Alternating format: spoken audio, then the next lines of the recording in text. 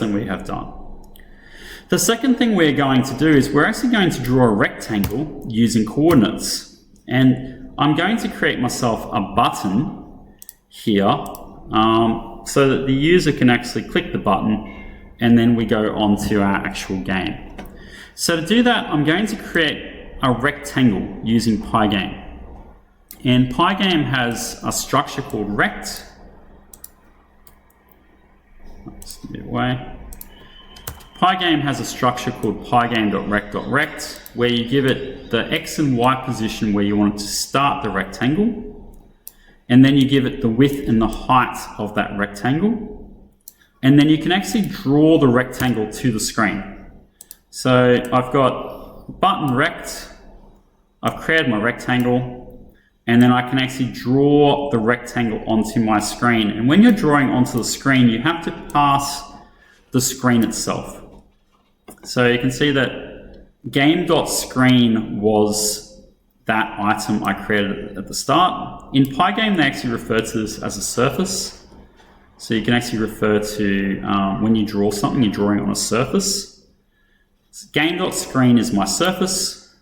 I've blitted the background image. I've blitted the coordinates. And then I'm going to draw a rectangle onto that surface. So I'm going to draw the rectangle onto that surface. I'm going to give it a color. So 200.00 is color in terms of 255 RGB mode. R being the first value, G being the second value, and B being the third value. They all go up to 255. And then you can see I've passed it the rectangle that I want it to draw. So we'll just see what that does. Press play.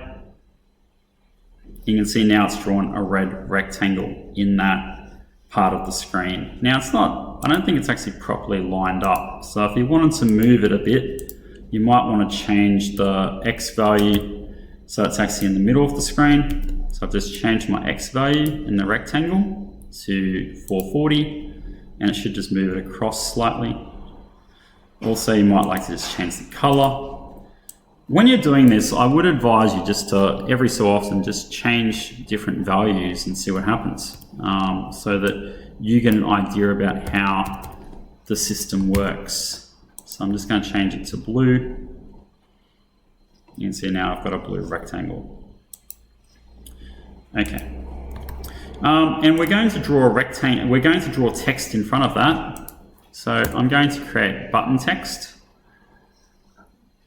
And my font that I'm rendering the text play. I'm not quite sure what the true does. I'll just see what the true does.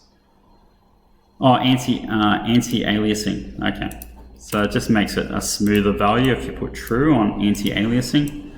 And then I'm going to give it a color. Again, the color consists of 3 values that all go up to 255. And then I'm going to blit that to the screen. I'm going to blit the text. Again, notice the sequence. It draws the background image. It draws my coordinates. It draws the button rectangle and draws the text.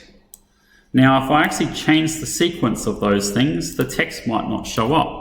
And if you can imagine, if I actually blitted the background image as the last thing I do, nothing's going to show on my screen. So the sequence that you draw out is really, really important. And note that this is all happening at about 60 frames a second. Right, so now I've got a play button there. I realized that I have actually stuffed up my color background. Yeah, I did. I was going to make it back to 255. Okay, so we've got that done. Now we're going to process some input. And to process the input, you'll notice back up here, I collect the user input using these 3 lines. Pressed will actually give me a list of the keys that have been pressed. In fact, it returns a list and it will just have a true under whichever key has been pressed. The mouse position will give me an X and Y value. And the mouse buttons will just give me a list being 1, 0, and 0. That's an example that's if the left button has been pressed. If it was actually a middle button has been pressed, it might be that, or maybe that's the right button, I'm not sure. You can always play with it later on. And likewise, if you ever wanted to see what this does, you could always just print it out if you wanted to. So if you wanted to go print mouse buttons, you could do so, and it's going to print out these values to the screen, and you can practice clicking your mouse to see what happens. Okay, moving back. So what I'm going to do is I'm going to test to see if the first mouse button is true, which is the left button, and then I'm going to test to see if, and this is a really nifty function of Pygame, you can see if a point has collided with a rectangle. So I'm going to test to see if this mouse position is within my button rectangle. And if it is, I'm then going to, if it's within my button rectangle, I'm then going to change the game.state to running. And what that means is it's then going to no longer process this code, because this code was only running if game.state is equal to start game. So just to show you what that does, I'm going to press play. You can see I've got my button here. I can click on it. If I click outside, nothing happens, but if I click on it, it's now gone into my game.state running. And you can see it's no longer drawing those things. So this code here is only running when the game state is start game. But now my game state has changed to game state is equal to running. Okay. What I'm going to do is I want to actually find out what the start time is. So I'm going to store that in a global variable. I'm also going to play some music because I can. So I downloaded a song called Sunset Reverie from Ben Sounds. So if you go to a site called Ben Sounds, you'll find there is a whole lot of music that you can go to. The MP3 that I downloaded was Sunset Reverie, and I'll see if I can search for it.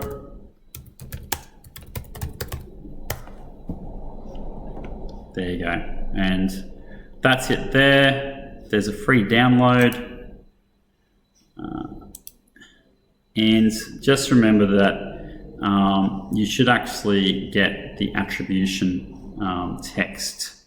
So you want to note that despite the fact that it's free, obviously it's still being developed by someone named Thomas Novoa. So I have downloaded that MP3 and I've placed it inside my sounds. You can always change your music from mine. And then I've created a variable to represent that sound. So Pygame has an object called sound. And then to get that music playing in an endless loop, all I say is, okay, now that I've created this sound, I'm going to say sound.play -1. If I put 1, by the way, it's going to play it once. -1 means play it non-stop. And that should not be there. And let's just see now what we're up to. So I'm going to press play. And I have got an indentation error. Where did I break the... Oh, yes. So when I said elif game.state, because I have nothing below it, I'm just going to write pass for the moment. Otherwise, you get an indentation error.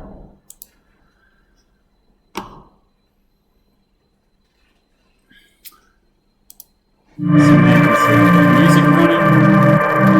I'm in game.state running. There's just nothing there at the moment. But you can see that the music is running. So that starts our game. And at a certain point later on, when we lose or when we end the game, I'm going to want to go back into this section.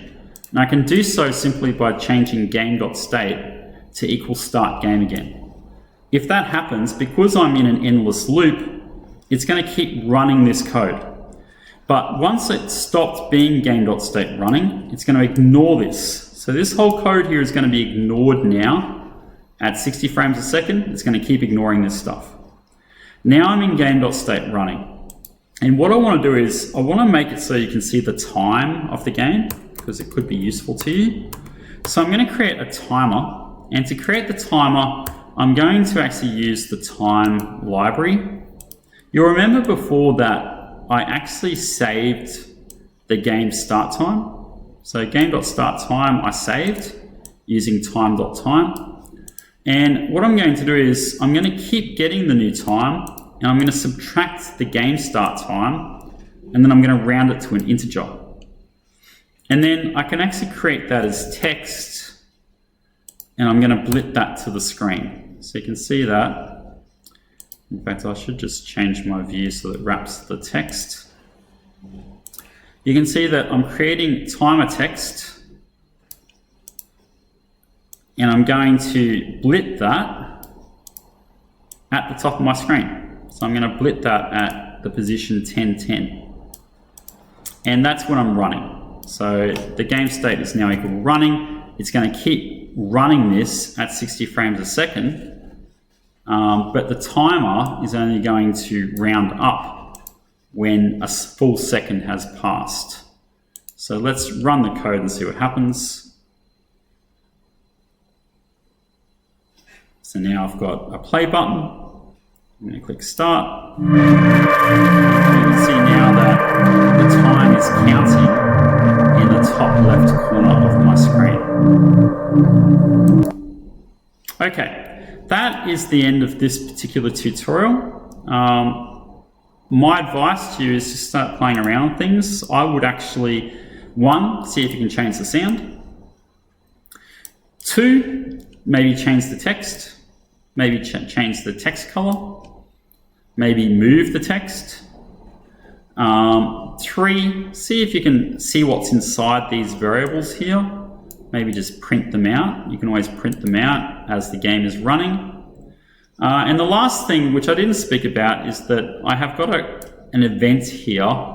This is inside the Pygame event queue, where if you click exit on the window, game.exit is equal to true. And that's how the actual game will close down. So the last thing to understand is that in terms of the game loop, as soon as I click that exit in the top right-hand corner of my game window, that actually launches this bit of code here. So where it says for event in Pygame event.get, it'll actually look for the quit button to have been clicked, and then I set game.exit to equal true, which is then going to exit that piece of code. And then finally, the other thing you could do is change the background image as well, and maybe even change the font type.